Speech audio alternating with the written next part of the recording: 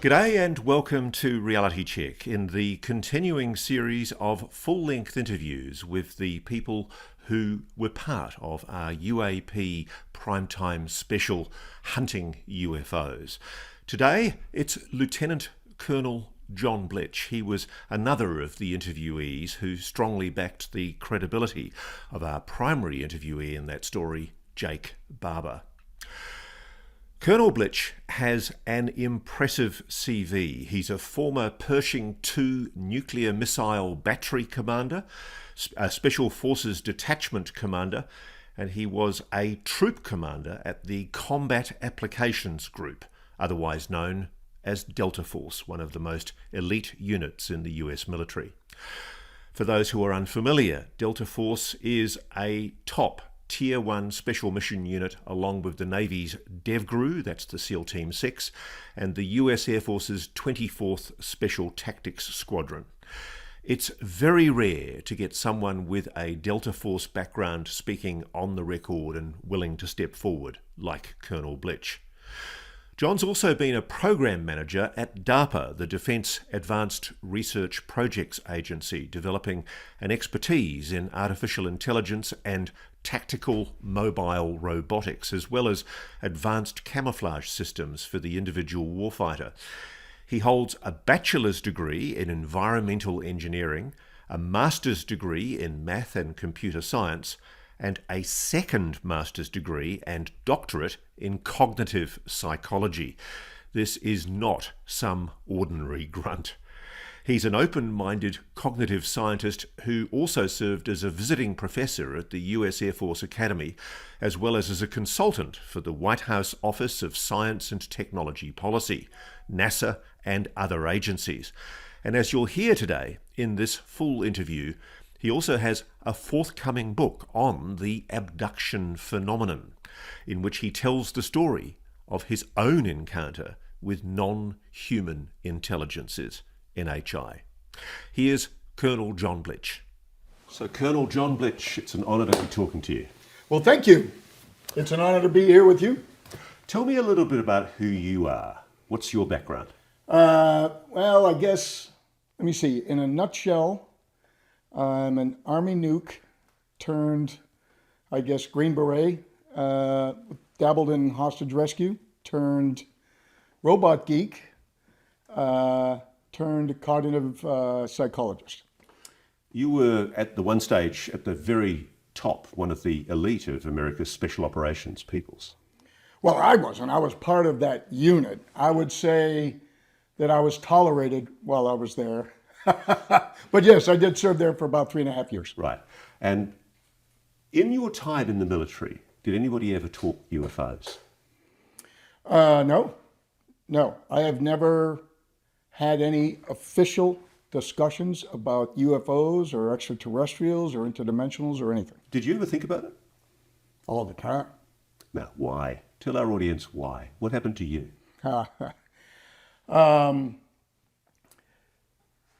Several very deep, emotional, terrifying, what I considered to be dreams at the time, and I still considered them to be dreams all the way up until 2018.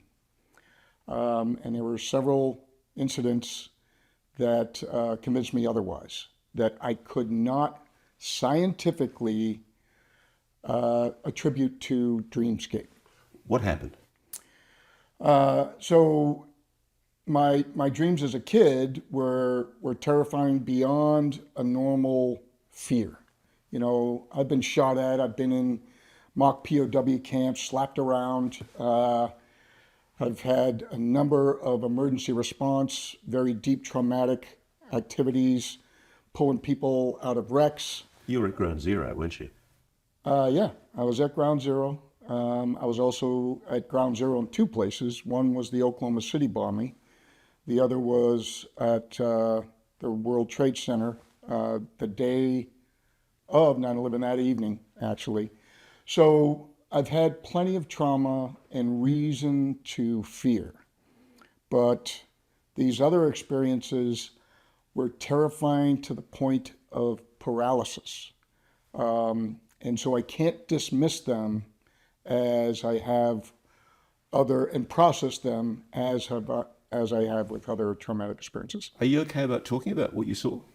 I am. If I, you'll see a lot of times when I'm talking about some of these irrefutable experiences, I'll rub my arms or whatever because I get a chill down my spine, and you get the classic chicken skin that is indicative of terror versus just fear. And a lot of my colleagues have the same. What happened to you? What were those traumatic incidents? So a variety of them in childhood, but again, I scientifically, as a skeptic, myself as a kid, dismissed those. And what did you see as a child? What do you think was happening? I saw beings through my bedroom window staring at me with huge dark eyes. Here we go. That scared the bejesus out of me. And it was terrifying to the point of paralysis. And you told yourself as a child it was some kind of dream. Not just me. I told my parents I would scream once I returned to a state where I could scream. So a lot of folks I know as a cognitive psychologist, I used to claim that I was a cognitive neuroscientist. I dabble in neuroscience, but cognitive psychology is very clear about a lot of the behavioral mechanisms that we use when we're afraid. And paralysis, with many of us, when we're in that terror mode, you're paralyzed to the point where you open your mouth and you try to scream and you can't. And so it was like that. As soon as that paralysis was lifted, I screamed to holy hell, and my parents came running in, and they tried to calm me down. Both my dad and my mom. My dad was an aerospace physicist who I pushed back routinely on, especially for lecturing me about the great Santa Claus conspiracy.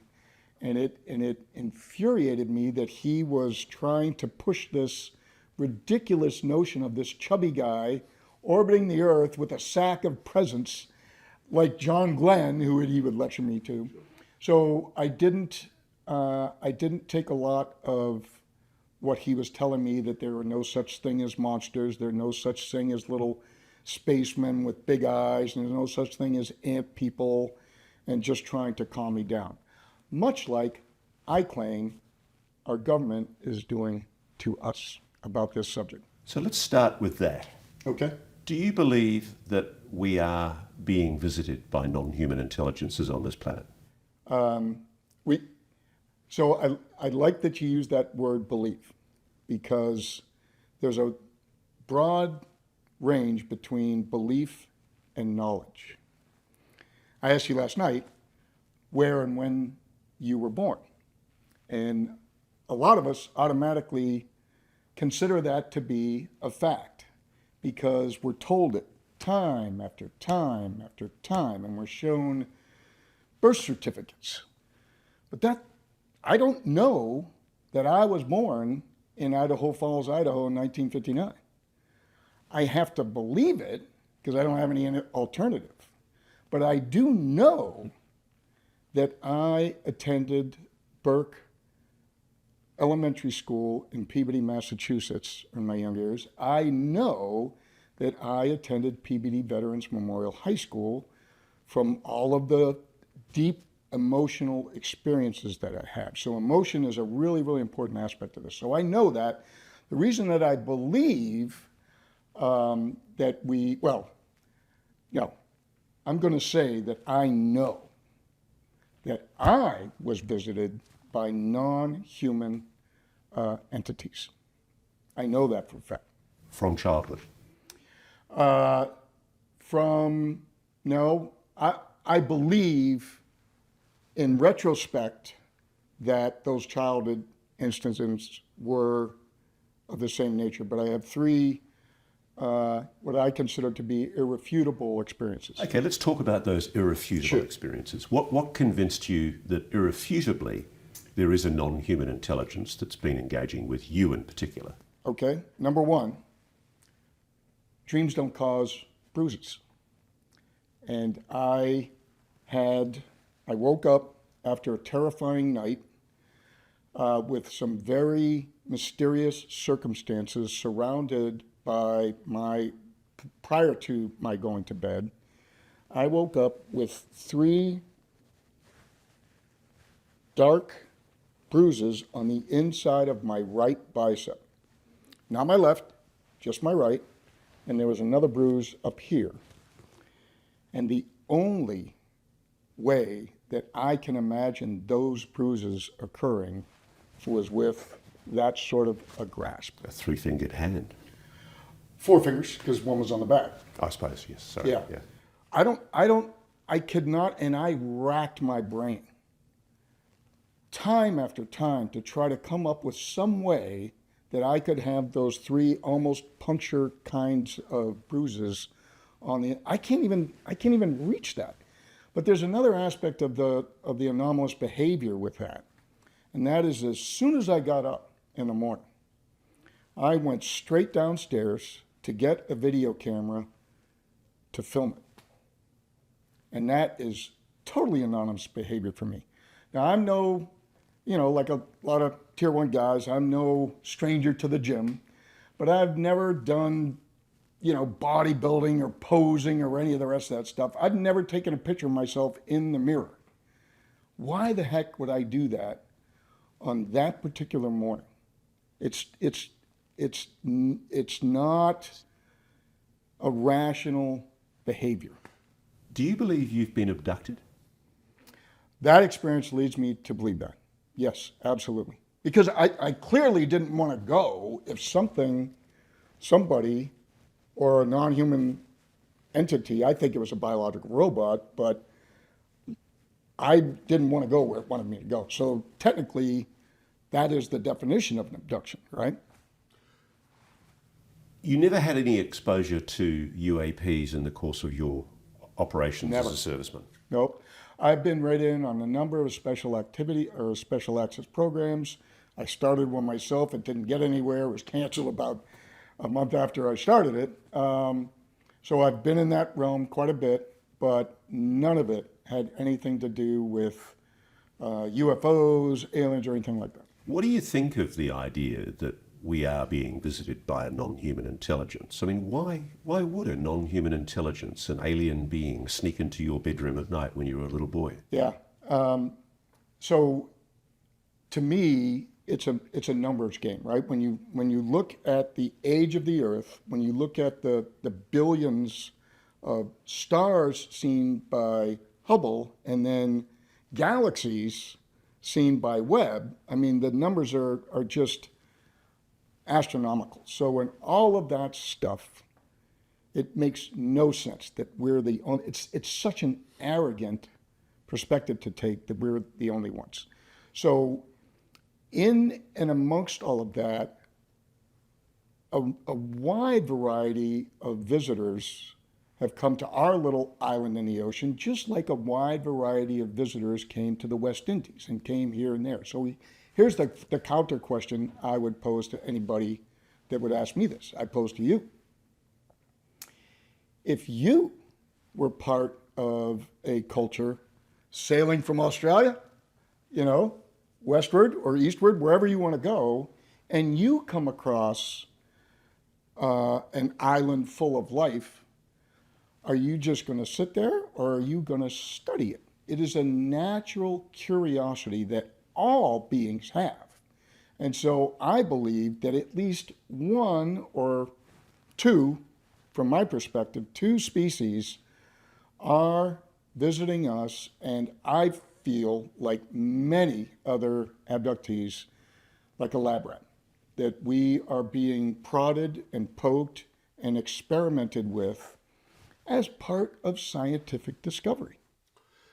You're a former, very senior, high-ranking Tier 1 operator.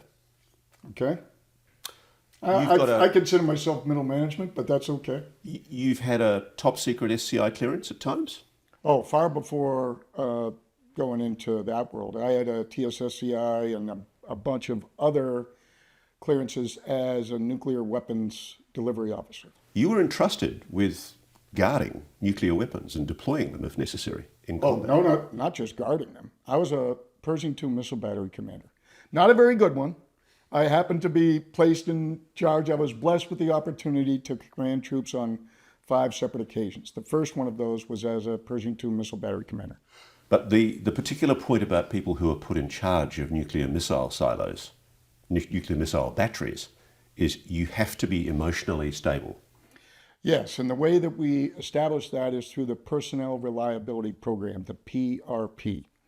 And so one of the critical factors there is that as a BC, as a battery commander, every morning I had to review the sick slips for everybody under my command that went on sick call, and I had to determine whether or not they were still fit for nuclear duties. So if anything, if there's a domestic disturbance at home, if they get administered narcotics, I have to remove them from their duties, and it's a problem because others got to fill in for them. So it's a problematic situation. So all of us were heavily scrutinized, more so than even some of the other UAP witnesses. I know I have the utmost respect for David Fravor, for Alex Dietrich, for Ryan Graves, and all of the credibility and reliability that they have to fly that $15 million, $30 million jet. But it's different when you can start World War III. An F-18 isn't going to start World War III unless it launches a nuke. My guys could start World War III. And so those records, their medical records, are actually locked away in a separate part of the clinic under intense scrutiny because of that factor. So John Blitch was a particularly stable person to be in charge of a nuclear missile battery. Hey, that might be a good question to ask my daughters or my wife, but arguably, I'm not telling you that. The United States Army is telling you that because they kept me in that role. And yet you are saying you've had encounters with non-human beings. Not just me. There are 4 other PRP qualified military abductees who have gone on record. And so this is my question to you. And Terry Lovelace is probably the most prominent of all. And Mario Woods, Jeff Goodrich, Bob Jacobs, who I know you've talked about, and of course Robert Hastings, who investigated all this and himself was an abductee. Here's the thing, is if you can't trust a sergeant who was in the PRP and had this experience and then went on to leave the Air Force and not only rise up through the ranks as a prominent lawyer, but become a prosecutor and an assistant attorney general for the state of Vermont. If you can't trust that guy. You're talking about Terry Lovelace. Yes. Who are you going to trust? And I challenge anybody in Congress So there's to have that level of credibility. There's a correlation, obviously, between your involvement with nuclear weapons and your encounters with these beings. But do you think there's a causation? Do you think the fact that you were involved with nuclear weapons in such an intimate way caused them to take an interest? So I sponsored what we call a glamp out here recently, where we all get around a fire. There are things that military people tell each other around a fire that they'll not tell anybody else, right? It's kind of like the proverbial hairdresser, right? Your confessions, hairdresser confessions.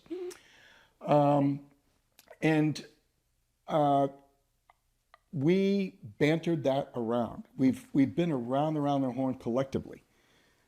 Chicken or egg? Horse or cart? Did we get grabbed because of our proximity to the nuclear industry? For me, there's another level because I was born next to a nuclear reactor. The Army's first nuclear test reactor in Idaho Falls, Idaho. That's where I was born, and so I have to wonder about that. So what I do know from our own science, our own behavioral science and biological science, is we would grab polar bears, we would abduct polar bears in the Arctic and do the same thing that they do to us. We scoop their fat, we take tissue samples, We processed that tissue to analyze whether or not the evil Russian Empire was launching nukes in excess of 20 kilotons, 50 kilotons, a megaton. And so it's really important to not only analyze what the yield on those weapons were, but what the magnitude of the absorption in the entire the vegetation and the bioaccumulation of that vegetation into the animals. So why wouldn't they do that with us? It makes all the sense in the world. The logic of it is irrefutable. A lot of people watching this are going to be going, this is insane. You're saying you've been abducted. You're in charge of nuclear weapons. So if I'm insane, why did you put me in charge of nukes? Why did you let Mario Woods secure those? Why did you let, and he has another irrefutable experience where his truck ends up in the middle of Arctic tundra in South Dakota, covered with ice and snow, and here's this circle of mud, no tire tracks, here's this truck. Just been dropped back. How does that happen? So you believe That's not a dream. Alien beings are visiting this planet and taking an interest in There's no people doubt. like yourself? There's no doubt in my mind anymore. I can dismiss my childhood dreams. I can't dismiss bruises on my arm. I can't dismiss my kids and my wife telling me that I was gone for 5 hours approximately for a 1 hour bike ride. So let's tell that story. I find the bike ride story fascinating. Do you? What happened? I had returned from Oklahoma City, pretty traumatic situation where, there was an amputation from somebody. It wasn't me, but her leg had to be amputated just to get her out of the rubble. And a lot of people don't realize, the horrific decisions that incident commanders have to make in collapsed structures, because you have to make the call as to whether or not to bring in heavy lift material. You could be literally squashing potential victims as you bring this just to get to other victims. So it's a horrific decision to have to make. So very traumatic, and I had a lot of that going on in my head.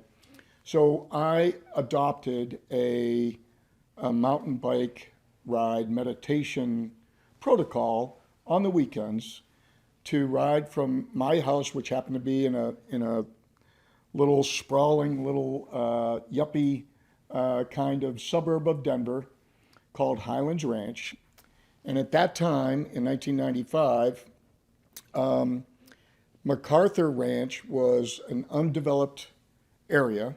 So it was about 7 miles away. And so I got on my mountain bike and I would ride up to a place called Daniels Park, which is now heavily developed. But at that time, it wasn't. And it was a gorgeous place to go up and meditate with the Rocky Mountains. I used to claim that it looked like a Coors Light backdrop. I'm looking at a beer can, and it was amazing. So I would go up and sit on, they have a bunch of, at that time they were concrete, I think they'd been filled in at this point, picnic tables, and I would meditate, just like I learned through my martial arts training. It was wonderful. And so I would be totally calm and relaxed after that. And it was a moderate climb up. It wasn't anything that got me into a high zone. I would barely break a sweat. It wasn't a particularly difficult climb. And so on my way back down, and I'd done this ride several times before. And on my ride on the way up, after I came, it was a dirt road at that time. There was a chain link fence with 3 strands of barbed wire along the top. And I thought that was very curious, because why would a farmer, what are you farming back there? Is that a little bit of, this is before marijuana was legal in Colorado. So, but then I saw a sign that said Indian burial grounds. Please respect and keep out. So, it made sense to me. Now, my great grandfather took an Indian wife as part of the migration. So I have, I guess, some portion, maybe an eighth of my bloodline has Native American background. And I've always been very respectful of that culture. Which tribe? Sioux. Right. And so he came straight off the boat from Scotland and made the launch across there. So I was mildly curious, but I had never entertained even the slightest notion of violating that request. And on the way back down, I'm gliding along, and all of a sudden, so I go past it, and suddenly there is an urge, sort of an uncontrollable urge, that I got to get in there. Get to the Indian burial ground. Yeah. So I turn my bike around, get off my bike. I go back to some of my special forces training, and you get, I go into Jason Bourne mode, right? And I'm trying to figure out how am I going to get over this doggone fence. And then I noticed that on each side of the fence there was a gate with a lock, but the gate isn't as heavily barricaded as the fence, and it dips down a little bit. So we naturally were trained to look for little niches like that. So I climb up the pole, toss my mountain bike over the top, catch my jersey in a couple places, and get back down. And I'm about to get on it, and then I had this, again, respectful notion come welling up. Nope, I'm not going to ride. I'm going to walk my bike and just be respectful and see what's back there. So I do. Come around a corner, long dirt road, and I'm just kind of hobbling along my little bike shoes. And I feel a little bit of moisture on the tip of my nose. And I'm curious about it because I haven't been working hard on the way downhill to sweat. So it must be sweat. And so I kind of ignore it, and it drops onto my hand on my handlebars. So I had these weird ramshade handlebars, and I had duct tape across it to hold my GPS. So I was involved in the very early testing of small portable GPSs for the entire special operations community, primarily because I'm convinced I was lost more than any detachment commander in the history of special forces. So they gave me a bunch of these gizmos, me and a couple of my guys, and we tested them out. So I was a techno geek, and I was all about GPSs. So I'm looking down, and I do a double take because it's not clear. It's dark. And then I realize with shock that it's blood.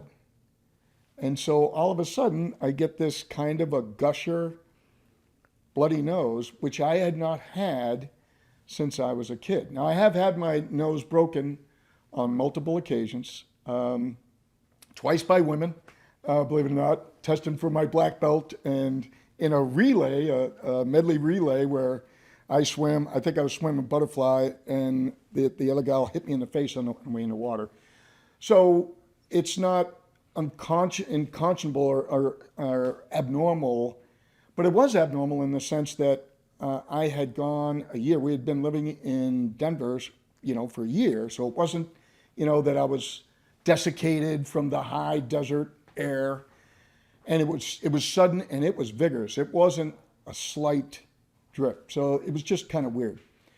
So, of course, Boy Scout training, I lay down, put my nose back, and I'm figuring, well, I'll get back up here in 5 minutes, get back on the bike and continue this, and then eventually I'll get back on the bike and ride home.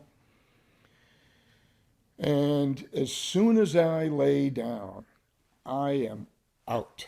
I am unconscious. And the next feeling I remember is like a very deep chill, like I had been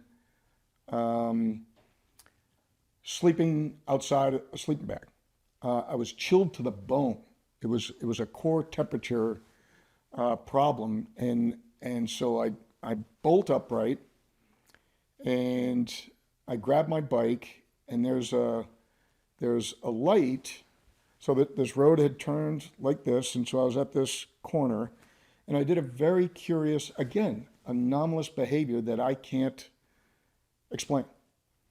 Instead of walking my bike down that road, or getting on my bike because I was cold, and walking the rest of the way downhill, gradual decline, I feel compelled to climb up through this scrub oak, scratching at my legs, and they were bloody and scratched up, when I finally got home, to go up to this light. I'm like a moth to this flame.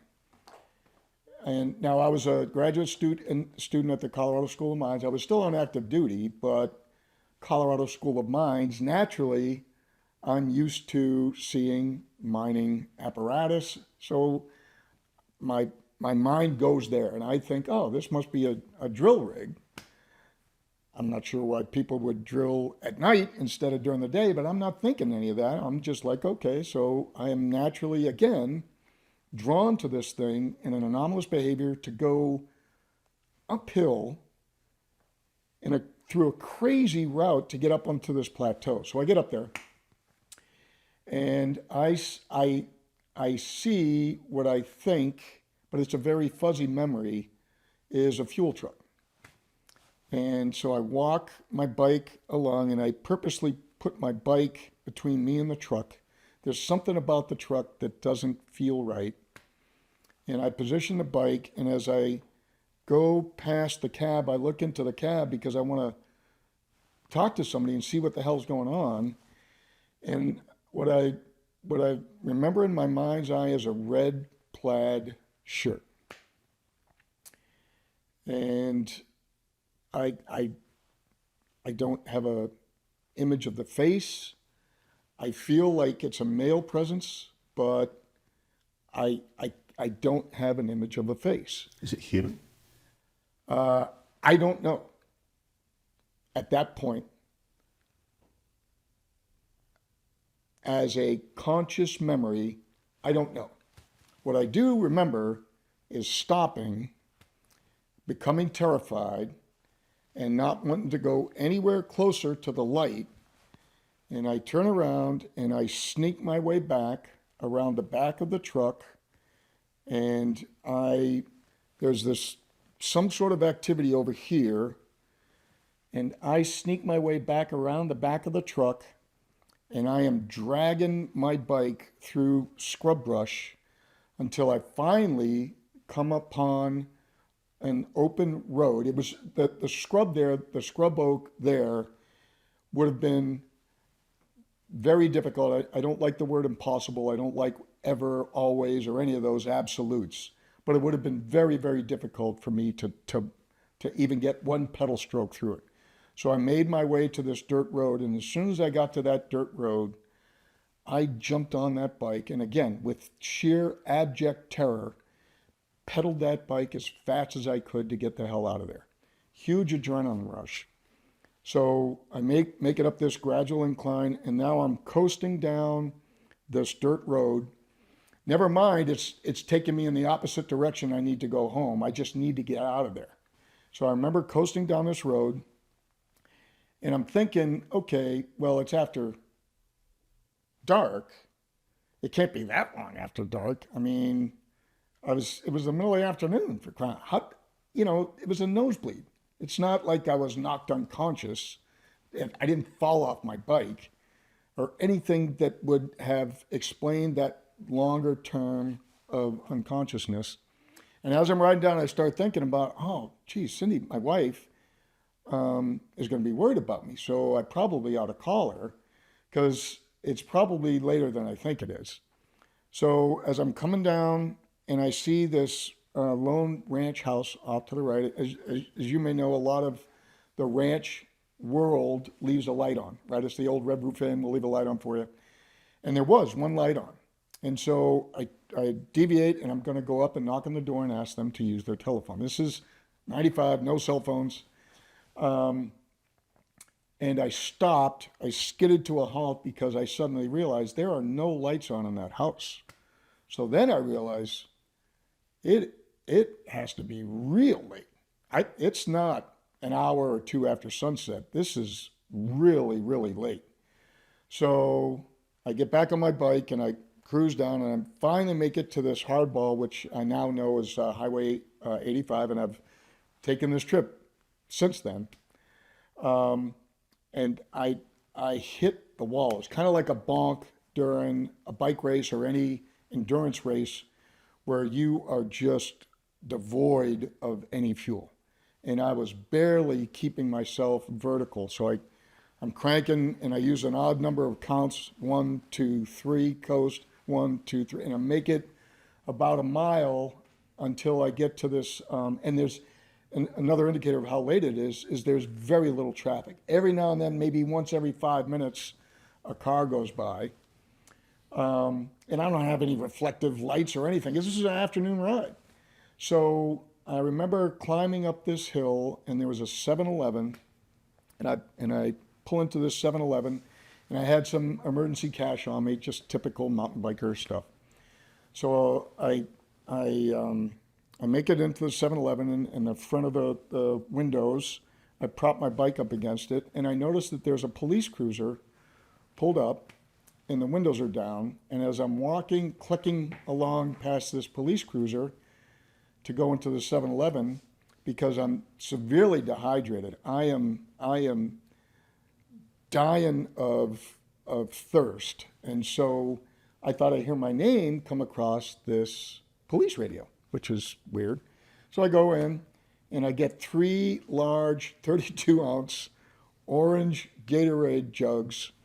One, I open the top and chug it before I even get to the counter. And the clerk is looking at me, and I plop that down and I put a 20 on, and they're like, okay. And so I leave it, the empty one, and then I go outside. And as I exit the store, the cop gets out and comes up to me and says, excuse me, sir, is your name John Blitz? And I said, yeah. And he said, okay, well, I just want to let you know that your wife put out a missing persons report. And I've already called in that I thought that was you. And can I offer you a ride home? Now, this is where the athlete's ego would normally say, hell no, man. That's like asking me to carry my rucksack. How dare you? What an affront. What an affront to my physical stamina. But what I really said was, oh yeah, thanks a bunch. Because I felt like I'd run a marathon. Was it a fuel truck? I don't know. I can't tell you. You think you would take it? What I don't want to get into is a reconstructed memory after a hypnosis You just session. don't know. What's that? You just don't know. At that point, I did not know. What do you know now? What I believe now is that, yes, I was taken. And now I'm very clear in my book about what memories I have consciously, and then what memories are reconfigured, restrung together in a regression, a hypnosis regression session. You've been a warrior, but you have a doctorate. Yes, I have a master's degree in math and computer science with a focus on artificial intelligence and robotics. That was my first trip. That's what I was studying when this event happened. There was there were 2 other curious events at that time. But later, after running my search and rescue business, and I had to shut that down after destroying my femur, life-threatening event.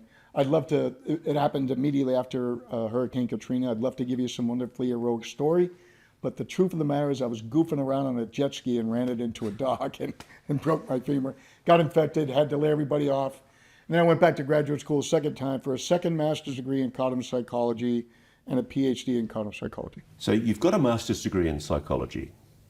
And a PhD. You know when somebody's suffering from a delusion or a psychosis or a hallucination? Was it that? Well, let me back up a little bit because I'm not gonna. I appreciate your supreme confidence in me, Ross, but I am not a psychiatrist, so I am not trained to diagnose who's crazy and who's not. That being said, yeah, I have a lot of training, specifically in mental state of robot operators. That's what I focused on. I use EEG. This is what I used to call myself a neuroscientist, but I'm not. The fact of the matter is I use neurophysiological equipment to get at how people are thinking when they're driving robots around. So based on that, and again, I'm not crazy, not because I'm claiming it, because the U.S. military and the Army and then the Air Force say that, because I wouldn't have had a clearance. What I do have now a distinct appreciation for is the crisp memories versus what I consider to be manipulated memories. And it's a very clear thing for me, because when I was in that classified organization, we didn't use typical military name tags. And so facial recognition, there's a part of your brain called the fusiform face area that is specifically lights up when you're trying to recognize faces. And so we know this through occupations that are inherently dependent upon facial recognition. So I'm not going to claim, my ego wants me to claim that I have some sort of eidetic memory. That's not true. That's not the case. But I had a really good memory of faces. And I can't get over, I couldn't at that time get over the notion that I couldn't remember that face. So something was screwing with your perception, you think? Yes, absolutely. If something's capable of screwing with your perception, how do we know what it is? And how do we have any idea of whether it's benevolent or malevolent? Yes, so concurrent with that experience, there were two other experiences that are very crisp for me and independently corroborated. The first was walking into a mall. My youngest daughter and I were late to link up with my oldest daughter and my wife. We cut through a Barnes & Noble. And we're walking along, and she's in a rush because she wants to link up with Mom, because Mom's going to take her clothes shopping, get ready for the school year. And I stopped dead in my tracks, because as I was walking along, I glanced over to my right, and there was a bookshelf, kind of like those shelves there, and there was the Whitley Strieber book, Communion. Ah, right, with the alien face on the front. Yeah, and all I had to do was glance at it. All I had to do, this is what happens. This is the tingles that are going on. So it's very real to you. Say that again? It's very real to you. There's no doubt in your mind that it's real. Oh, it's a physiological response. I mean, I am on the edge of terror right now. And I've recalled this hundreds of times, but every time it's still. So looking at that face, and I froze in the middle of that store. My daughter walked all the way out of the store, realized I wasn't behind her, came back in, and in the middle of my paralysis, looking at that face, there's a tug on my hand, and she's like, "Dad, come on, we're already late." And she brings me out of it. So this is, again, anomalous behavior.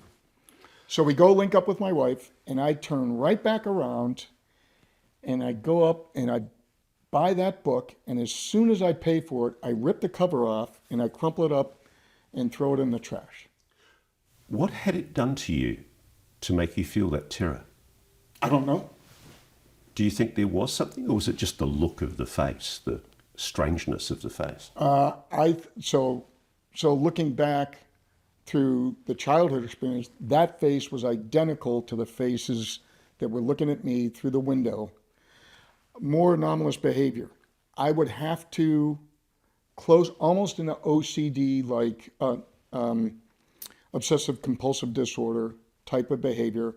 I would have to check the drapes and lock the doors 5 or 6 times. It's that behavioral aspect of this that I can't get away from. The idea behind what we're discussing in this story is that a group of men are coming forward to corroborate that the government is aware of a non-human intelligence engaging with this planet. Yes. That it's lying. I mean, as recently as a few days before this interview. That the government's lying. Yeah. Yeah. So for me, the abduction. So in my book, I have a chapter called "The Elephant in the UAP Room." To me, the abduction phenomena is the linchpin to this whole thing. And what it does is it gives the cabal, if you want to call it, the lying, cover-up organization or loose organization, whatever it is, everybody involved in that cover-up, a way out.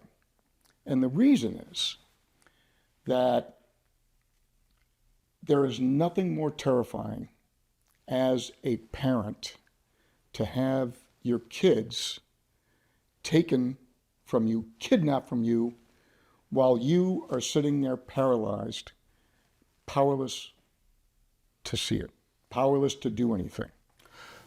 What do you think of a government that's concealed such a secret, if this is true? Yeah, so this is what I haven't been able to resolve through 65 orbits around the planet, and 25 of those in the U.S. military as an active duty new SF DARPA program manager, and then another 7 years as a senior scientist for the Air Force.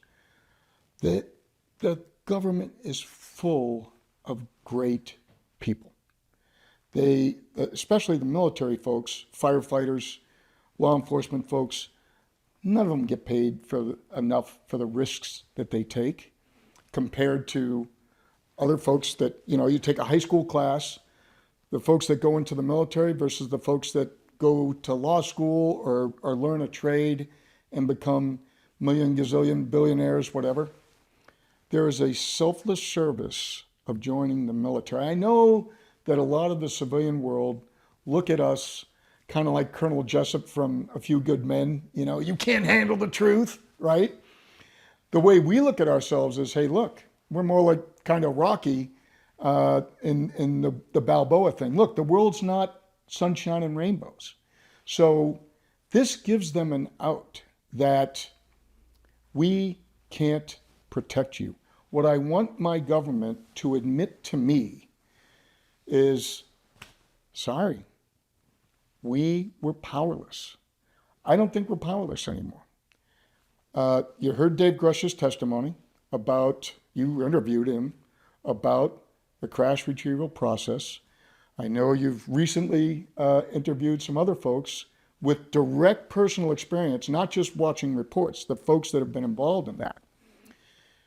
And what makes sense about that to me is that the reason why Dave is still alive and Lou is still alive and a lot of other whistleblowers are still alive is I believe that we now do have the ability to protect some of us. We do have the ability to shoot down some of these craft and to interfere with this kidnapping abduction process. I consider it a universal right of any being, any living species, to be able to protect their children. So what makes total sense to me is a government that has kept it secret just like we would keep secret from our own children. Look, there's Mr. Jones down the street there. My wife and I know child molester. I'm not going to tell my kids that. Just stay away from this house. But Dad, he's going to pay me $50 just to shovel his driveway. Stay away from him. Why? Don't worry about it. So I think that's where we are with our government. Nearly a year ago, I asked you if you could help me check somebody out. Yeah. His name was Jake Barber. Yep. And you took him out on your boat Yeah. off Santa Monica, and you met him and some of his team. Yeah. Special operators can figure each other out, can't they? You Yeah. know, as Tier 1 operators, you know whether somebody's embellishing their record. What was the impression that you gained of Jake Barber and his colleagues?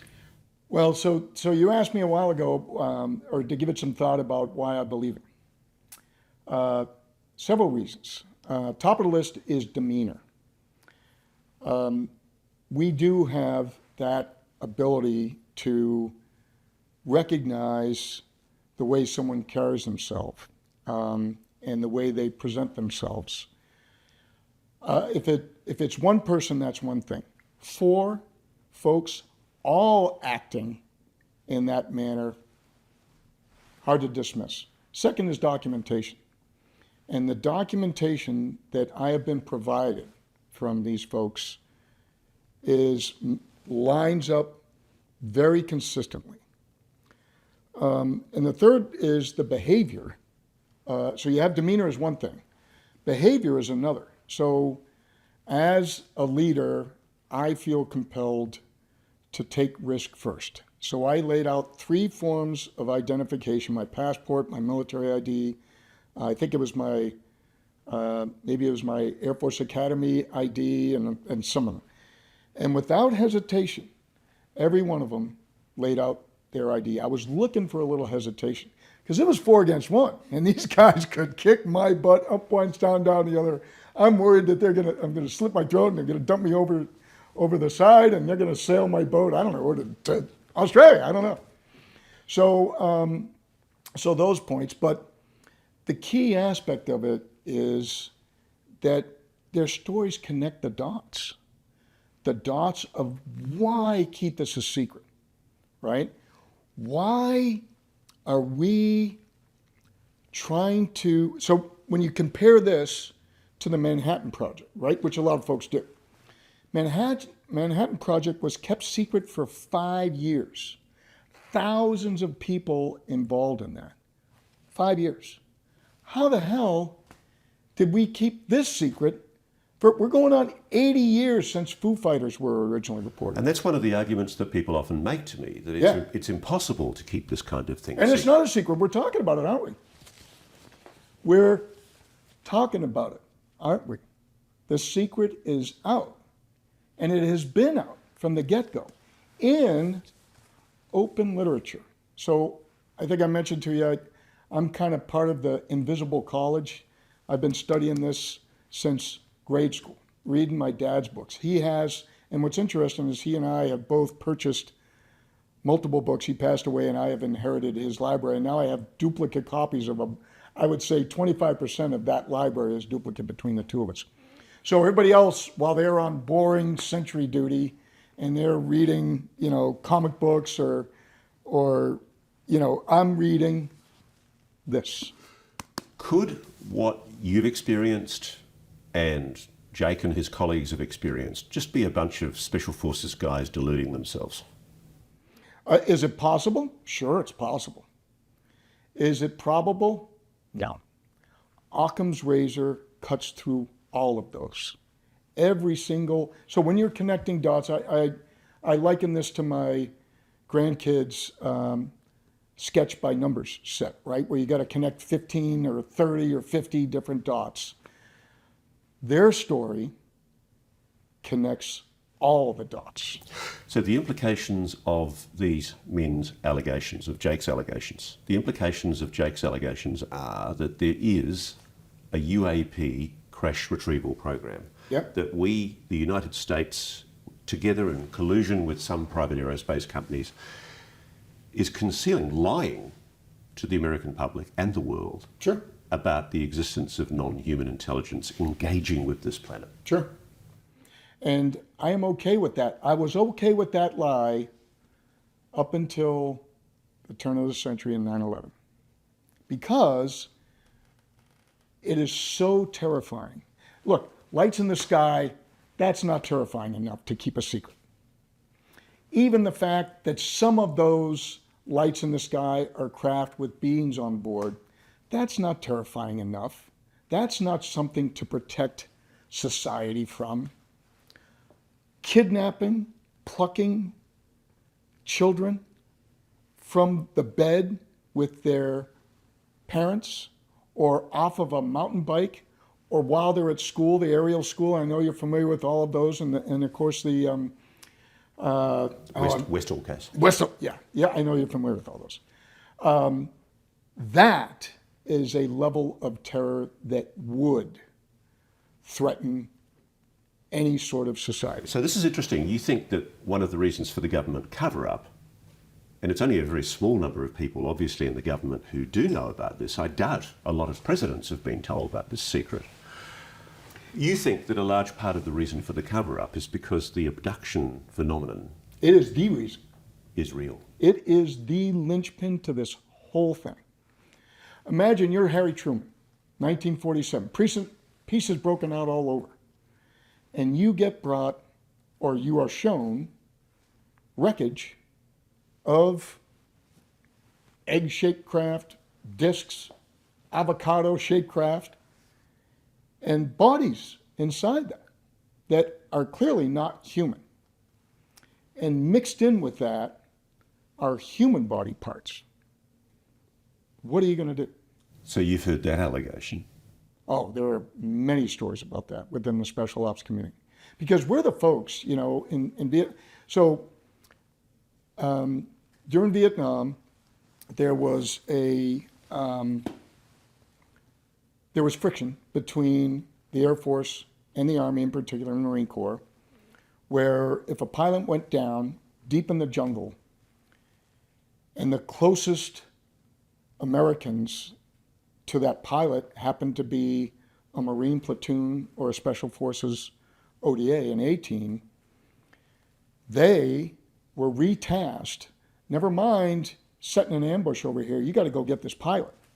Major, lieutenant colonel, whatever. Well, wait a minute. I'm going to put 30 of my guys at risk for one frickin' colonel? Maybe. And then there are all the, so there was a lot of risk and friction with regards to that. So the Air Force stood up its own recovery efforts because it got to the point that, hey, look, if you're not going to go rescue our pilots, guess what? Next time you call for close air support, good luck. So you're going to have to do your own close air support, and it made no sense. So the pararescue community stood up within the Air Force, and those folks are full-on, flat-out heroes every time they go in because they are deep behind enemy lines, just like Special Forces guys, just like Navy SEALs, and they are specialists at plucking people out of twisted wreckage, right? That's a special skill set that you have to do. So fast forward to Harry Truman.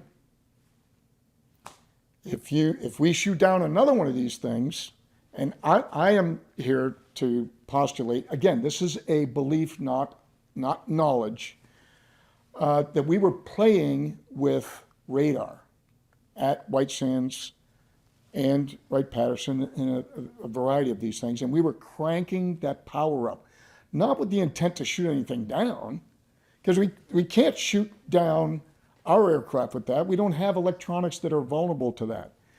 But as we're cranking up that power to extend the range, here's this advanced vehicle with electromagnetic navigation, not propulsion, but interferes with the propulsion. Next thing you know, it flies into the side of a mountain. So if we use PJs, pararescue folks, to rescue our own astronauts, pluck them out of the water after Apollo 11, 12, 13, who are you going to send to grab the wreckage? It makes all the sense in the world. So you believe Jake Barber is telling the truth? Absolutely. There has Absolutely. been a cover-up lasting 80 years. Absolutely. We've recovered craft, Absolutely. alien bodies. Yeah. And we have reverse engineered that to the point that now we can shoot down at will, not by mistake, using, just cranking up the power on our high-powered microwaves. One thing that strikes me about the difference between the way you talk about these beings and the way the other people I've interviewed for this story talk, you're the first person to suggest possible malevolence. Well, so the title of my book is the Abduction Amnesty Knot, little k, big N-O-T. And I use knot because knots can be complicated, right? You ever tried to untie, some sort of, so especially as now a reluctant sailor. But the subtitle is The Case for Forgiveness in the Disclosure Age. And so there's two entities to forgive here. One are the abductors, because they do bring us back. I mean, I was brought back to my bedroom. I was brought back to my bike, put back on my bike, or put back next to it, and I got back up and got it. Many of us have our memories tampered with in much the same way that we pharmacologically do the same thing. Talk to any anesthesiologist. We can pharmacologically prospectively remove memory with an injection plus or minus 30 seconds.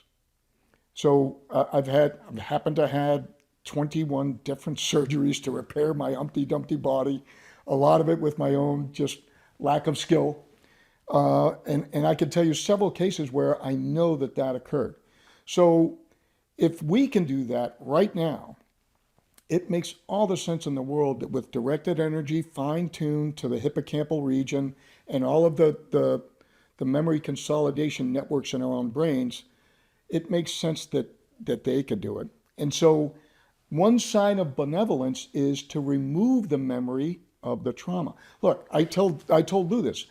I abducted my lovable black Labrador retriever every 3 months to go to the vet. He did not want to go to the vet.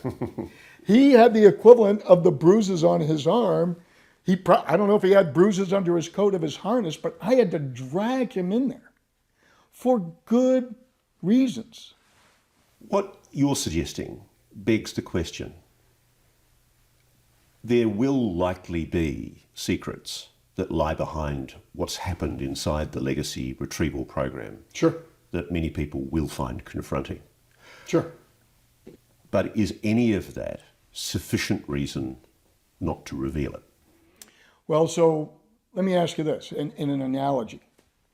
There's good secrets, bad secrets, in my mind. I am not going to tell my grandkids the code to my gun safe. We should not be advertising a cookbook of how to take plutonium and create a nuclear weapon. So clearly those things we need to keep secret. However, the existence of extraterrestrial life, and it's not just extraterrestrial, if you can travel faster than light than it takes to get here, you can bend time and you can cross dimensions. Those three are linked. We know this. In fact, this page, there's several pages in Lou's book where he and Hal Puthoff diagram a bubble that dictates that you can manipulate time. So what I have issue with right now with the common verbiage right now is the word threat. Just because a object or craft is in our airspace, that does not make it a threat. It is clear when you read that part that they can slow that down, and so it is child's play to avoid collisions. So there is no threat of collision. I I love these folks. I love the pilots that report these things, but I vehemently push back against the notion that there is any threat of a collision. It's the equivalent of me being in a 50-knot Mark 6 Navy patrol craft that can do 40 knots, claiming that I'm a threat with my sailboat that flat out maybe can do 8 knots. There is no threat of that collision. So this notion of just being in our airspace as a threat is ridiculous, and it's a real problem for us as a galactic species. John, if you have been abducted, and if there is a non-human intelligence, it's not inconceivable that one day you might actually get the opportunity to meet your abductors. I already did.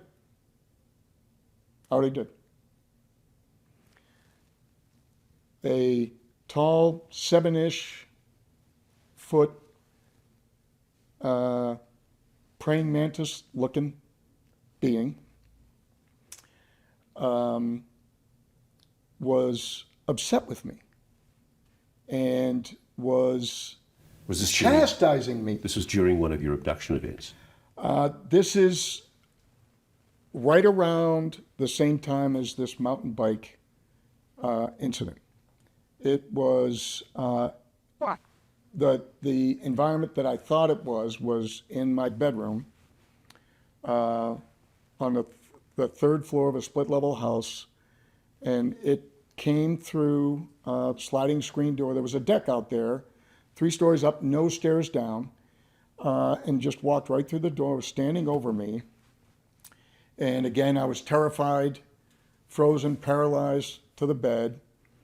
And I got a male presence vibe from this being.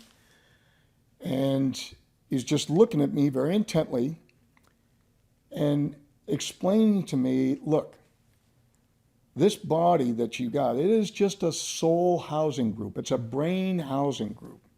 It is just a machine that your soul occupies for this lifetime. And so, yeah, we're going to mess with it. We're going to get up under the hood and we're going to adjust the carburetor, right? I had just dated myself there.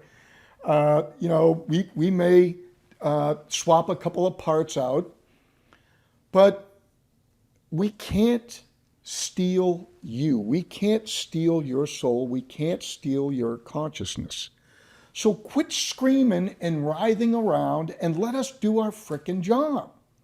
And it's like the equivalent of a surgeon telling the patient, stop squiggling, just like the veterinarian to my Labrador Retriever. Hold him down, for crying out loud. I gotta be able to check this tendon. And so I got that very condescending and vigorous instruction. But here's the thing. As proof, there was this image that he put him, and it was terrifying. His mandibles that were kind of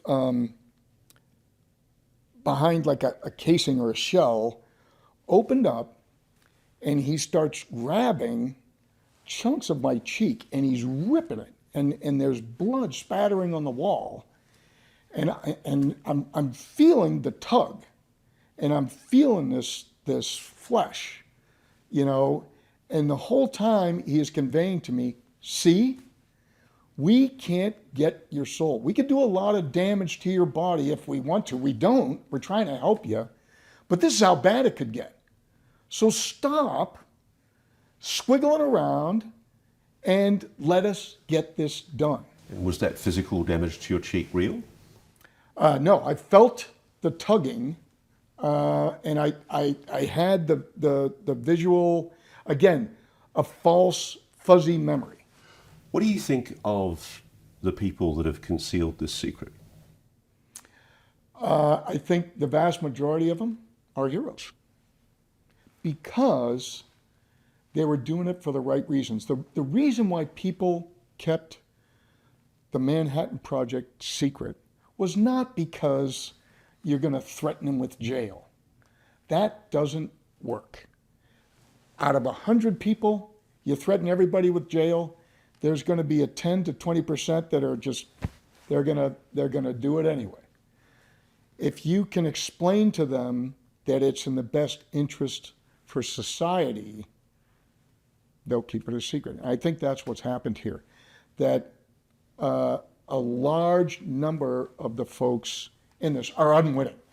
But once they understand and they're shown direct evidence of these crashes and the deceased non-human intelligent bodies, some of which are biological robots, some of it are sentient beings. The grasshopper guy, for me, sentient being without a doubt. The little gray guys, biological robots. So that is such a significant threat that they feel that, yeah, society is not ready. As a cognitive psychologist, or Yeah. one who's been trained as a cognitive psychologist, final question. Sure. The implication of this is that human beings have capacities that we don't yet understand to communicate with an intelligence telepathically, psychically, because the connection with this technology is done psionically. Very little doubt of that in my mind as well. So my technical training is in EEG, brainwave monitoring, and I use that in a naturalistic sense. So I have big issues with, and I know Gary Knowles is going to try to, we'll have a lively discussion about this. My claim is that your brain, when we put you in a laboratory, that brain does not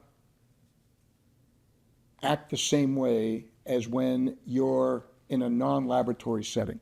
So my focus is on what I call naturalistic measurement, naturalistic neurophysiological measurement of you. So I use wireless EEG underneath a ball cap or underneath a helmet so that it's so comfortable you forget you're wearing it. The first time I wore it was climbing Mount Shasta in 2009. Another story at some other time. So that there is no question in my mind that we right now, and you can look at many there's a vast literature about this, that we now know more about the human brain by gobs than even 10 years ago. It's an exponential acceleration of our knowledge. So the use of that to guide advanced craft make all the sense in the world. The implications of it all, though, are, to come back to the point at the beginning of all of this, consciousness may not be local. We might, in fact, be part of a bigger, wider consciousness, and what we're plugging into with our minds is something that's more what we really are as human beings. Yeah, I agree, and there's a very big danger here with our reverse engineered ability to shoot these things down. On a galactic basis, I want to use the honeybee analogy, right? So on this planet, with these beings that are beneath us, honeybees, we tolerate them. We harness them. They do good things. We use them to pollinate our crops. And so there's a symbiotic relationship with these. Enter killer bees, or Africanized bees, if you'd like. Now look at the honeybees. You know, if you mess with their nest, their planet, they're going to come at you with stingers, which I would draw the equivalent is our nuclear weapons. And that's not going to do anybody any good. But you'll stay away and you'll tell your kids, hey, don't go over by that tree, just leave them alone. The Africanized bees, the killer bees, that's not worth it anymore. That they are so aggressive and they are now lethal. And that's what I worry about, that we have gone from this to this. Because we're using offensive weapons against them, you mean? Yeah, and we're not discriminating friend versus foe. How do we know who's the bad guys up there? If you got a flying saucer or a little egg or whatever it is coming into our atmosphere, how do you know they're going to kidnap a kid out of the bedroom, or they're just going to welcome you aboard like the friendly space brothers and sisters that are rumored to have occurred. So we don't know that yet. The key to that IFF, the identify friend or foe, is what you just said, the consciousness, right? Because we humans do have that spider sense. And so maybe there are some of us who are sensitive enough to maybe do IFF right now and to aid in that process.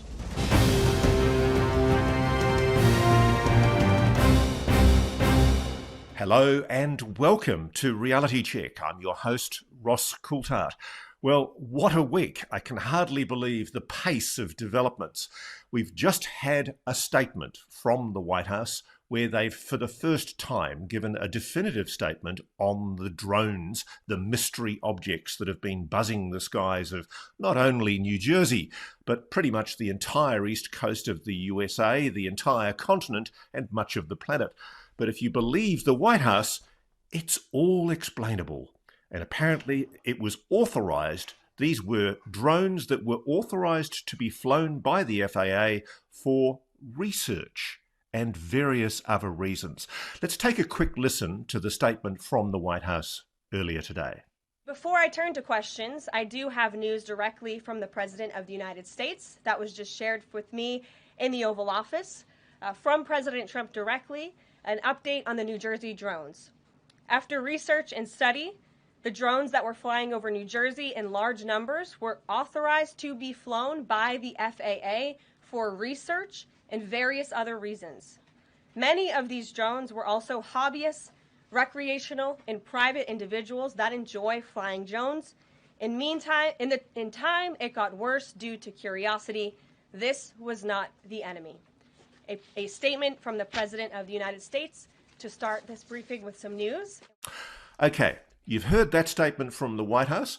I now want to give you the opportunity to rehear what was said by the Defense Department back in December. There are two statements that were made by the Defense Department on both the 11th and the 17th of December. So here we go. Thanks, General Ryder. So back to the drones. Can you unequivocally say that none of the drones that are being spotted are DoD assets or something that's being tested within the Defense Department? Are all of these either civilian or otherwise, but just not Department of Defense drones? You're talking about the drones in New Jersey up and down the... Yes, they are not DoD assets. None of them are? To my knowledge, none of them are. Okay. And are there any sort of experimental programs going on where maybe drones are being tested that...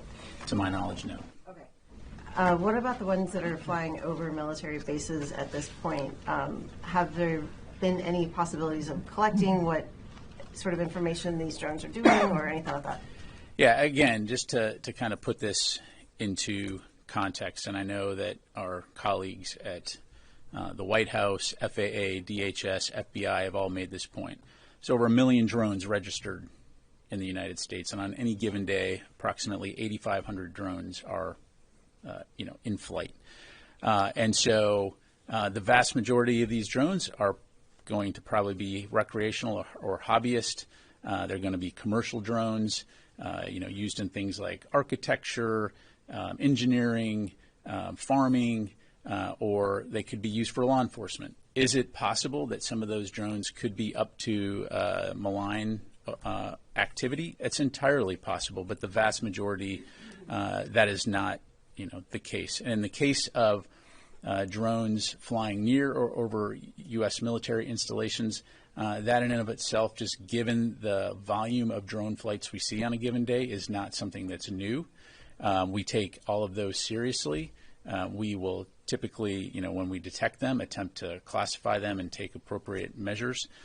Is it possible that some of those are surveilling? Absolutely. But can you make that assumption in every case? Not necessarily. So in each case, commanders have the authority, installation commanders and authorities have the authority to respond appropriately, and will continue to do that. Can you rule out that these are American drones or U.S. military drones? These are not U.S. military drones.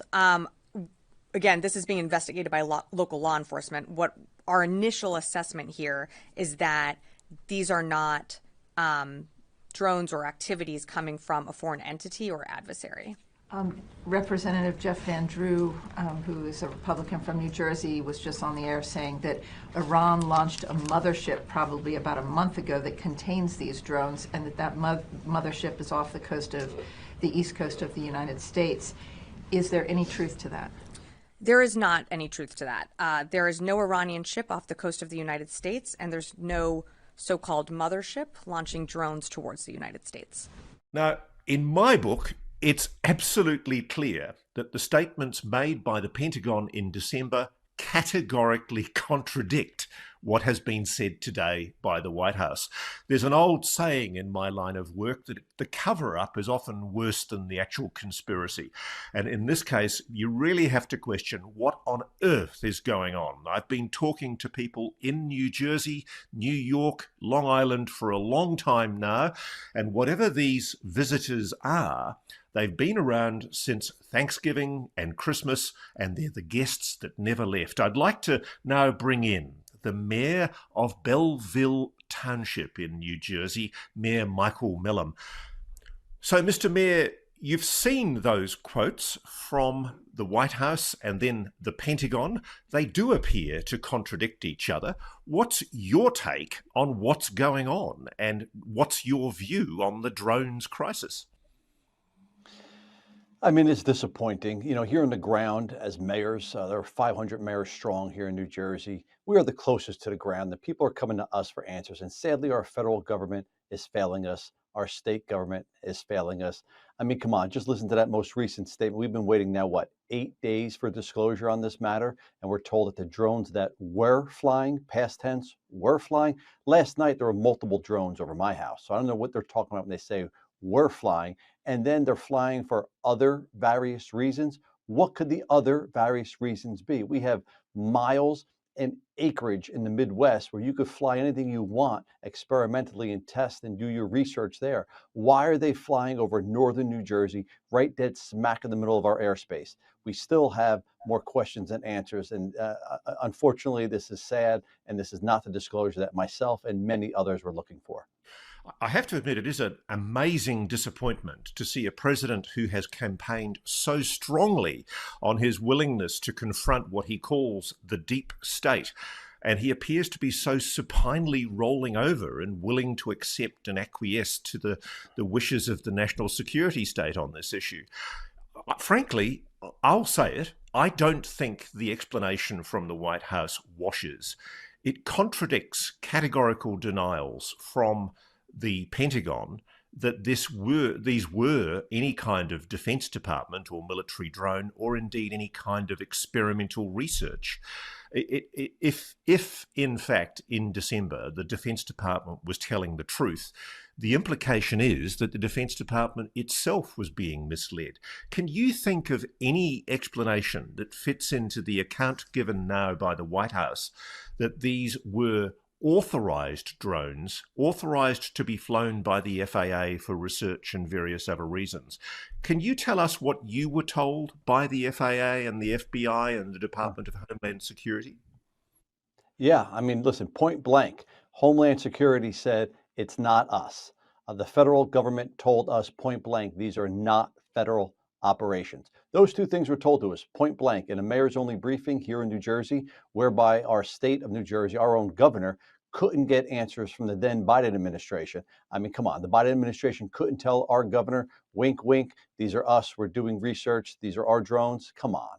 I mean, we're not accepting this anymore. And then we were on a mayor's only White House briefing where we were told, you're seeing things. There's nothing to see out there. We don't have not one credible threat of a report in the sky. Then the very next day, they actually convened a House Intelligence Committee, had a classified briefing that lasted 3.5 hours. Well, what did they talk about for 3.5 hours if, one, there's nothing to see here, or two, if our AAA is saying, oh yeah, by the way, what, they forgot to tell us that those were our drones, that they have clearance and they have licenses to fly? The FAA was telling us here in New Jersey when they issued a ban in 26 different municipalities, which was then extended. By the way, it's no longer active, but they were telling us if they see a drone in the sky, they may take lethal action. Come on, why didn't they just tell us from the very beginning that it was theirs? I mean, I'm not buying it. I'm still waiting for that disclosure. I mean, sadly, I've been waiting for about 8 days. I didn't expect much from the Biden administration. I do still hold out faith and hope that we will hear something better from the Trump administration. He's been all over this topic. He's been quoted multiple times, even going on the record as to say, oh, the government knows who they are, the president knows who they are. Now, 8, 9 days into his administration, we're being told. I mean, really, it actually sounds like a cover story to cover the fact they didn't have a cover story. I think that's the thing that's most concerning, is the possibility that the government is genuinely flummoxed, which frankly is what I've been being told by my sources. I've been being told by people in the FBI, the FAA, and the DHS, and the Defense Department that nobody has any idea what these objects are, and indeed it has been reported in the media, I think last week, that the FBI had admitted that they were not able to trace the source of these drones, and nor were they able to find out who was responsible for them. Now we have this totally contradictory statement from the White House, which appears to be an effort to shut this whole issue down. Now, sir, we do live in a different era from the 1940s, where governments could explain things away as weather balloons. Do you think the people of New Jersey will buy this White House explanation? I can tell you that this mayor is not buying it. And I can tell you there's a bunch of other local elected officials that are not buying it. But you're onto something. You know, we do live in a sad reality of people's attention spans are only a few minutes long. I mean, a month ago, people were all over this. A couple of weeks ago, when this got brought back to the surface by people like me and others going on social media and keep ringing that alarm, you know, people were still interested. I have to say, it's waning. You know, people are less concerned and less curious, and potentially that's part. Potentially this is a whole experiment to find out how long people's attention spans are going to be. And I think they're finding out that sadly, people are no longer asking questions. Thankfully, I have a pulpit, and thankfully, I have a mechanism in a media format to be able to ask those questions and hopefully demand some answers. But you're right, we are getting competing information. I mean, the federal government initially was telling us nothing to see here. Then you had one congressperson saying that it was an Iranian mothership off the coast of our shore. Then you had another, I think it was the chairman of the Foreign Affairs Committee, say it was China. So all this competing information, I mean, all it does is fuel conspiracy theories. So truth and transparency is gonna tell the truth. We're waiting for that. I'm hoping, and I'm still crossing my fingers, we're gonna get some disclosure. We deserve more answers. Drones were flying over my house last night. That's unacceptable here in northern New Jersey. Now, just one thing I want to remind the public about is that in mid-December, when this was all in full blossom, when everybody was getting very wound up about these drones, there was a statement issued by the FAA, the DHS, the Department of Defense, and the FBI, where they made a categorical statement that these were simple misidentifications of known aircraft, and that in fact there was no suggestion in that statement that there was any kind of authorized drone flyover authorized by the FAA. Do you agree that that statement appears to directly contradict what the White House has said today? Absolutely. There's no doubt about that. I mean, why do a temporary ban over 20-something municipalities here if you know exactly what's going on?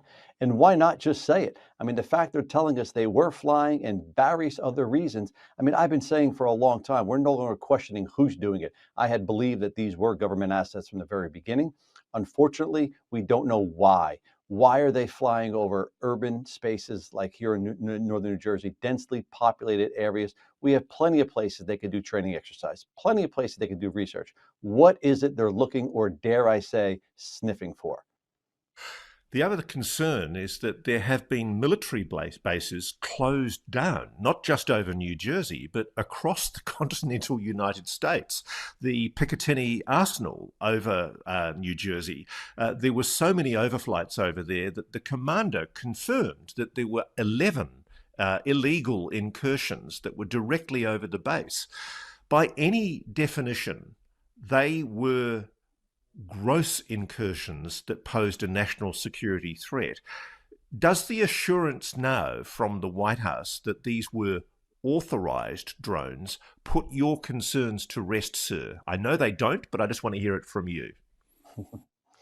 No, they don't. As I said before, it sounds like a cover story to cover for the fact they had no cover story. I mean, keep in mind, it wasn't widely reported, but a couple weeks ago, there was a Chinese national in California who was caught trying to board a plane en route to China with a drone that had been flown over one of our military bases. So clearly there are bad actors at play here. Clearly, in my opinion, there are some good actors at play. Potentially that we put drones up as a counter surveillance measure. Potentially we put them up for our own eyes and ears up there, but just tell us that's what's happening. To tell us first that we're seeing things. You know how insulting it was to the residents of New Jersey to be told you guys are seeing things, it's all misidentification. And now to be told, oh yeah, by the way, the FAA did permit these things. I mean, come on, we're not buying the story anymore. They have to do better. Well, Mayor Michael Mellom, I thank you so much for coming on so quickly.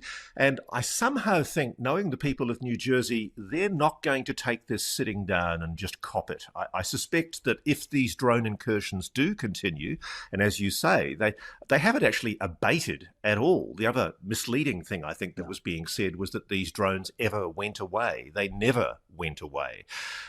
If they continue, it's going to be very interesting to see how the government wriggles its way out of this one. Mayor Michael Mellom, thank you so much. Thank you for having me. I'd like to bring in evidence that suggests that the drone incursions, so-called, are not happening just over the east coast of America or the west coast.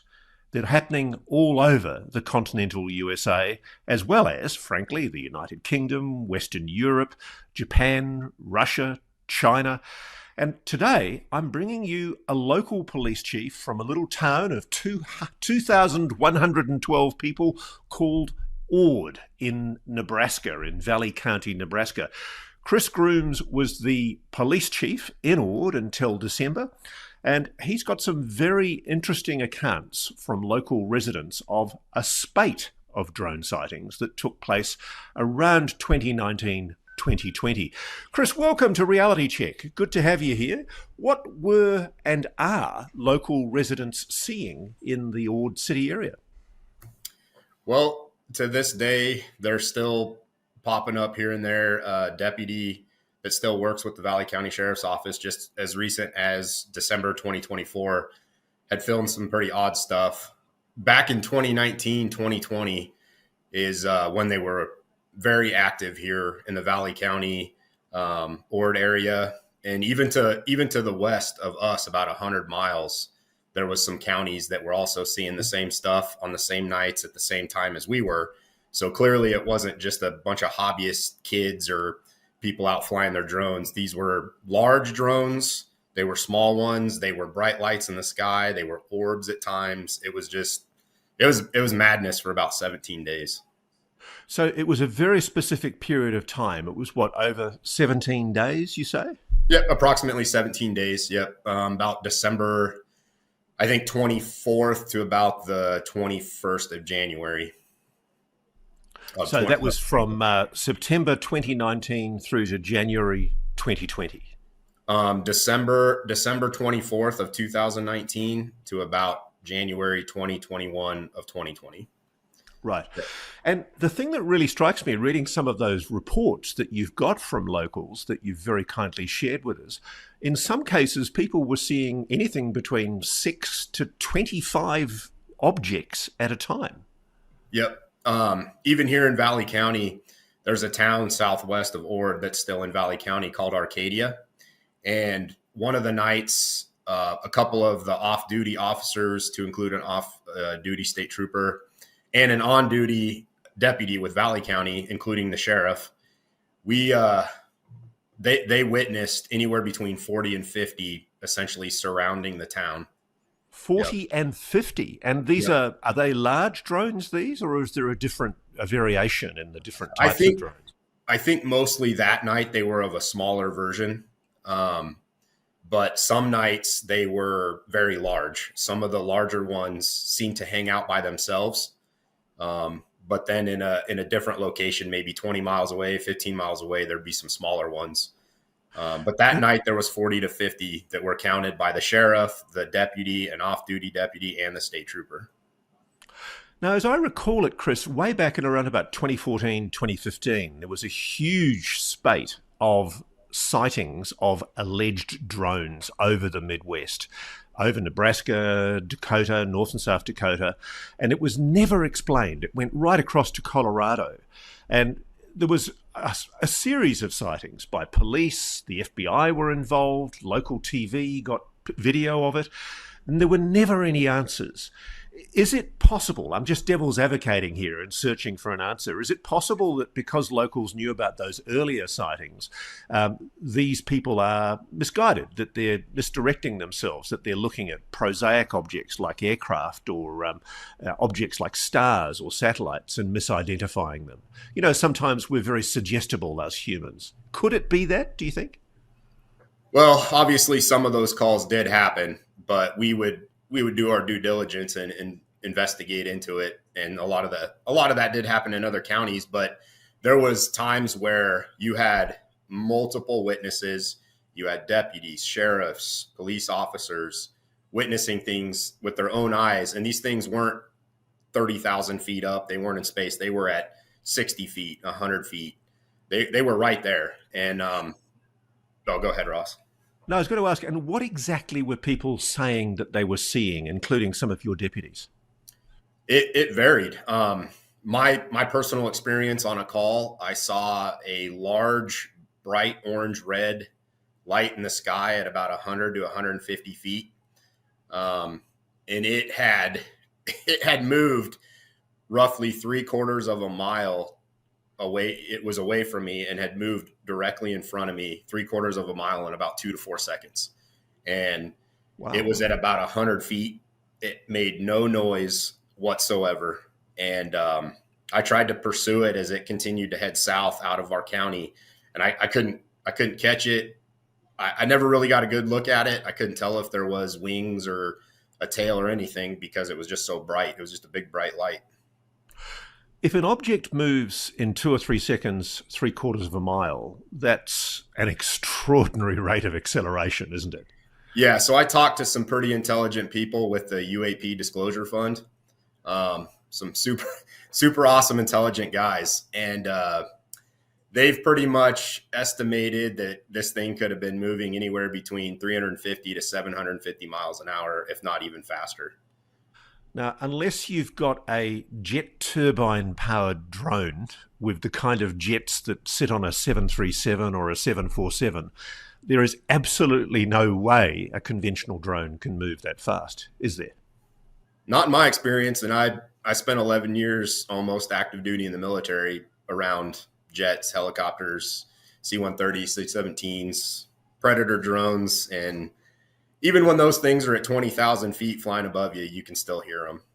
And this thing made no noise. The one thing I will add that I found to be a little odd was that it had contrails behind it as it whizzed by me. And I could never figure out what that was. I've talked to a few people that kind of gave me an idea of maybe what that reasoning was. But the other thing that was concerning was as I tried to pursue it, and it continued out of my county. I came to a bridge that goes over the North Loop River, and it kind of opens up into a big area that gives me a better line of sight. And I got out of my truck to try and climb onto my hood to see if I could see it, and it was gone. It either shut the light off or it just flew over the horizon so fast that I couldn't make out what it was or get a better eye view of it. I had a couple people that witnessed it. There was actually some locals that are on the volunteer fire department that come and met me on the bridge. And I pretty much said, please tell me you saw that. And they giggled and said, oh yeah, we saw it. So it was pretty intense. And the other thing about that was the reason I went to that call was there was 11 to 15 smaller drones flying over a smaller town outside of my county. They don't have a very good law enforcement presence there. So I was asked to go help. And people were calling in that these 11 to 15 things in the sky were surrounding the town. So when I went to go that way, that's when this other big giant thing flew just right by me and continued south. And as I continued to go into this small little town, whatever those little ones were, they disappeared when the big one left. What was the shape of the big one? Did it look like a craft or did it look more like an orb? Yeah, it looked essentially like an orb, a big bright light in the sky, and it was moving. It was moving so fast. It still blows my mind to this day. So when you say fast, I mean, you'd be familiar with the term the five observables, the things that are used to describe anomalous objects: instantaneous velocity, hypersonic velocity, extreme speeds, transmedium, going from sea to water, water to air, atmosphere into space, stealth, and of course, positive lift with no visible means of propulsion. Do any of the objects that you've seen or that your deputy's seen conform to those five observables, you believe? I'd say a lot of the time that instantaneous acceleration was going on. Just they'd be hovering for. I mean, these things were around every night for 3, 4, 5 hours, just moving around, doing weird stuff around little towns, and yeah, they'd zip away. And a ton of the witnesses that we interviewed or we talked to all said the same thing, that when these things would fly off at extreme rates of speed, they never made sounds. They never made sounds that a quadcopter drone would make. They would take off. There you've got instantaneous acceleration or hypersonic, high speeds at least, and you've also got no visible means of propulsion. You're not hearing a jet turbine. You're not seeing or hearing a propeller. Yep. And just like that night that I saw that large one fly by me, talking to those UAP Disclosure Fund guys, they had mentioned there could have been possibly a sonic boom if it had reached the speed that they threw in there and estimated. And there was no sonic boom. There was the contrails, but there was no sonic boom. It was just complete silence. So what's motivated you to speak up publicly on this, Chris, as I understand it, is you've looked at the videos and the photographs of what's being recorded in both New Jersey and in other parts of the United States. And what you saw and your colleagues saw back in 2019, 2020, is it identical or similar to what they're now seeing and now recording? Yeah, it's very similar. It's around, I mean, this could be all anecdotal, but it's around the same time frame, that December, January, the possible sightings of SUV-sized drones, the orbs, the lights in the sky, doing things that make no sense. It's all very similar to what we were seeing back in 2019, 2020. What do you think it is? Oh, when I first saw that stuff, I questioned a lot of, what was I seeing? Could it have been us? Could it have been a foreign adversary? But then immediately I threw out the foreign adversary thing. This middle of nowhere, Nebraska, if you're a foreign adversary coming out of a submarine out in the ocean and you're flying back to a submarine every night to the east or west coast, how are you refueling? Where are you re-energizing? Whatever you want to talk about when it comes to battery operated or whatever. It wasn't foreign adversary. It just wasn't. The other thing I thought was really well done by you and your deputies was a couple of them, when they were making the reports, they made the note that they'd looked on Flight Tracker to see if there were any registered aircraft transmitting on a transponder in the area, and they were able to exclude the possibility that these were known aircraft. Was that a common feature, that your officers were basically trying to rule out prosaic explanations? Yeah, and another thing is we do have flyover jets going from big cities. That's obvious, and that happens from sun up to sundown. But those things are at 30,000, 40,000, 25,000. So you know that that's a jet flying over you. These things were at 60 feet. They were at 50 feet, 100 feet. They were right there. They weren't high up in the air. But yeah, we used some of the flight tracker data to see if it was potentially a jet, which obviously it never was. We do have your typical National Guard CH-47 Chinooks and your Blackhawks that fly around here and train. But even then, I can tell when a Chinook is 3 miles out. I can just tell I've been around them so much, and I can just tell. But they don't even really fly around towns like these things were doing. They stick out to the rivers. And I mean, I'm just trying to think of possible explanations. Is it Offutt Air Force Base is about, 190 miles to the west of where you were or where you are. Could it be that these are military operations out of the Offutt Air Force Base? So Offutt, yep. Offutt's about 3.5 hours east of us. They're to the east of Oh, Ford. sorry, east. Yeah. Nope, you're fine. Yep. East. They do fly up here once in a while with, the F-22s and stuff like that. But people just know that it's a jet doing flybys. And obviously the noise, you can hear them while they're out doing what they're doing. It's an amazing mystery, this, Chris, because, of course, there's been the previous sightings over the Midwest that had everybody baffled, that did make national television at the time, and the FBI wasn't able to provide an explanation. And even the government formally denied that it was anything of theirs. We've got the same situation again, where the Defence Department's denying that the drones on the east and west coast have anything at all to do with the Defence Department. Somebody's not telling the truth, are they? I mean, there must be somebody who knows what these objects are. Yeah, when all this was going on, my sheriff, other law enforcement agencies, we reached out to, everybody, the FBI, Offutt, the local state police, FAA. We reached out to everybody. They were kind. They were polite. They answered our questions as best they could. But none of the answers came from anybody that, oh yeah, that's this, or, oh yeah, it's China or Russia, we never had answers. Which is intriguing. Have you had anybody say to you that you're not seeing one of the things that's been happening in New Jersey that infuriates the people of New Jersey is they're being told that they're not seeing what they're absolutely adamant they are seeing, and they're sick of being gaslit by government and the relevant agencies. Have you been told that you're not seeing what you're seeing? Me personally, no. I've never had any government agency or anything like that tell me, oh, you're just seeing planes and helicopters and hobbyist drones. Nobody's ever said anything like that to me, but we've got the cold shoulder. That's for sure.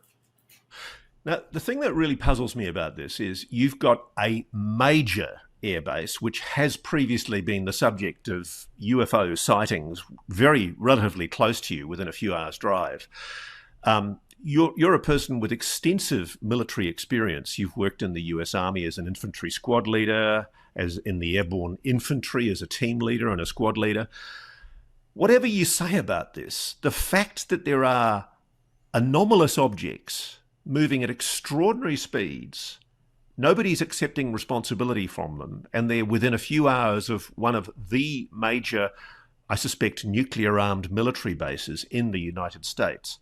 By any definition, Chris, that's a national security concern, isn't it? Absolutely. Yep. I've been concerned with this ever since that stuff was happening back in 2019, 2020. Whether it is some type of non-human intelligence or it's a foreign adversary and they're using some high-tech drones, you just look into Ukraine. And even back when I was in the military in 2006 through 2008, in Afghanistan and Iraq, we were using drones, just little squad drones that our squad would fly up in the air and would fly around and do reconnaissance for us.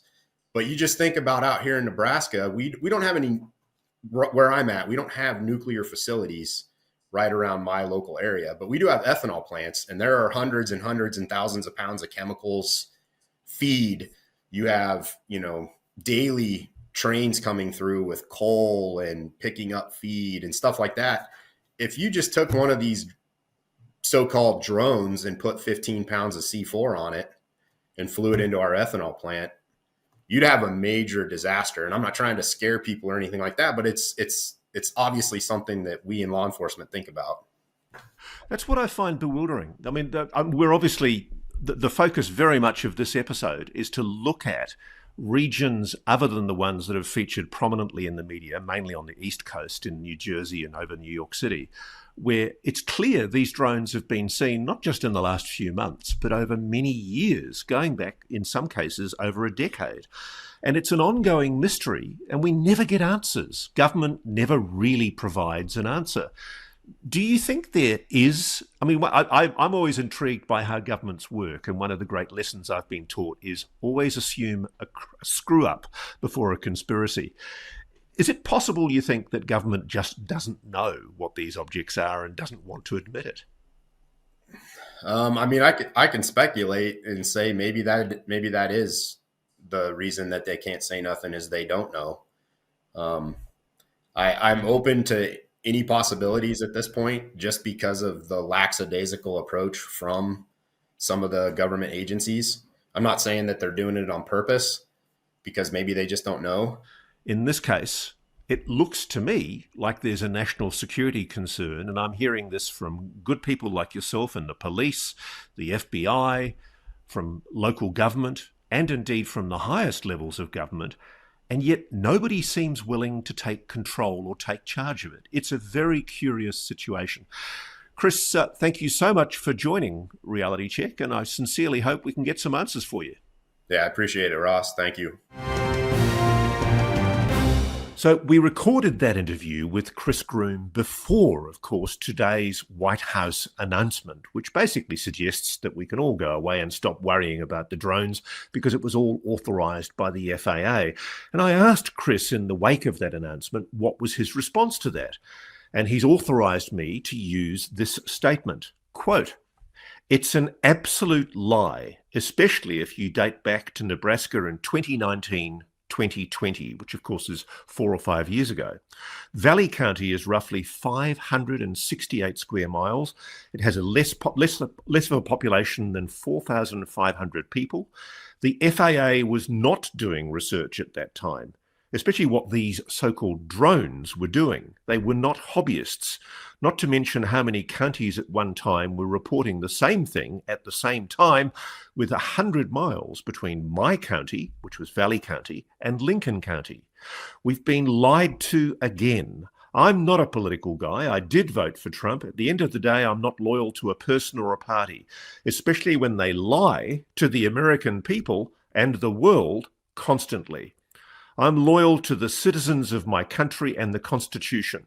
What an absolute joke, says Chris Grooms. He's obviously very strongly of the view that the current White House statement doesn't explain what he's been seeing and what many people have been seeing, not just in New Jersey or New York, but across the US and indeed around the world for weeks. The mystery continues. Thank you so much for joining this intriguing episode of Reality Check. We'll be digging for answers and we'll be back with more soon. Thank you for watching.